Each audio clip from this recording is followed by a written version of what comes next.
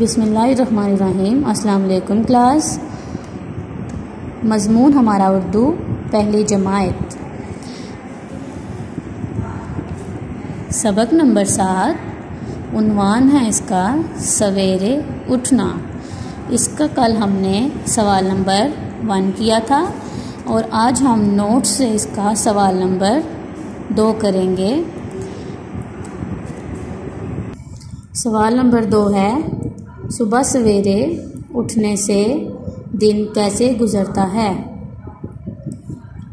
जवाब है इसका, सुबह सवेरे उठने से दिन खुशगवार गुज़रता है। इसकी दोहराई करेंगे। सुबह सवेरे उठने से दिन कैसे गुज़रता है।